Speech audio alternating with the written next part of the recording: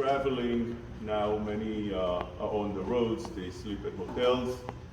What are you allowed at the end of your stay to take with you, and what you're obligated to leave at the hotel? So the general rule is whatever is given for the use of the person in the hotel without the need to return. Like for example, you have soap, you have shampoos, you have different amenities like that that are meant for your use without returning it, without leaving it back in the hotel. You have coffee bags, tea bags, all those things one is allowed to take with him because they put it there for the use without the mean to return. But you have towels. Towels obviously are meant only to use and leave behind after you finish. Also, sometimes you have slippers that they give the guests. Those slippers, you see, they're such that are not meant to reuse. They're not meant that you should leave it there and they wash it and they put it back. And therefore, such things one is allowed to take with him.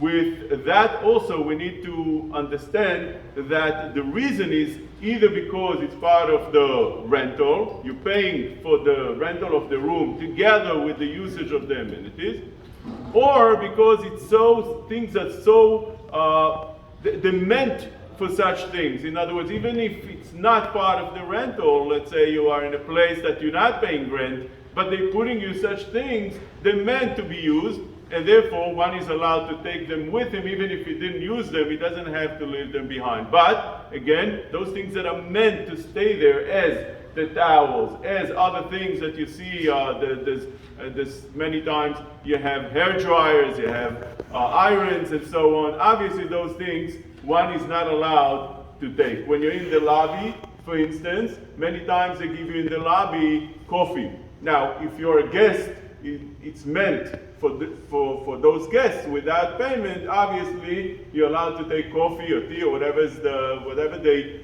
serving. But if you're not a guest, you walk into that hotel and you just want to use the bathroom, or you walk into the hotel in order to acquire whether they have room for you, as long as you're not renting the room, it's not this coffee usually is not meant for anybody that walks in and walks out. It's meant for those that stay in the hotel. But when you have very small things, for example, the stirrers, you need a stir from the lobby, or you need a sugar bag. Usually, those things people are not makpid. The Shulchan Aruch says that whatever person is not makpid, you're allowed to take. For example, the Shulchan Aruch says you're allowed to take a toothpick in order to take out something for your teeth. The Aruch HaShulchan says you're allowed to take, for example, hot water. So if you walk into that place and they have urn with coffee is more chashuv, you're not allowed to take. But if you have a little bit of hot water you want to take with your own cup, I'm not sure, maybe they're not even makpid on cups,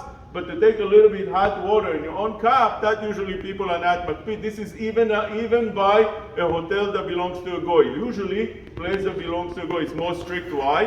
Because when you have things that are very minute, less than a shveh putai, a Jew is usually mochel, although you're not allowed to take such a thing lechatchila normally. But the Jew is mochel, unlike a goy. But when we're dealing with things that people are not makpid, you're allowed to take lechatchila from a Jew or a goy, because nobody is makpid on such things. Moreover, this halakha is not on things that are less than shveh puta, even more than shveh puta. More than the amount of shveh puta is about 10 cents or so. If you have something like, let's say, that sugar bag, but people are not makpid, you know that there's no akpad on such things, you're allowed to take them. If you're doubtful, if you don't know for sure, then the best thing is to ask the manager or ask the workers whether you can take it or not. So if you take coffee from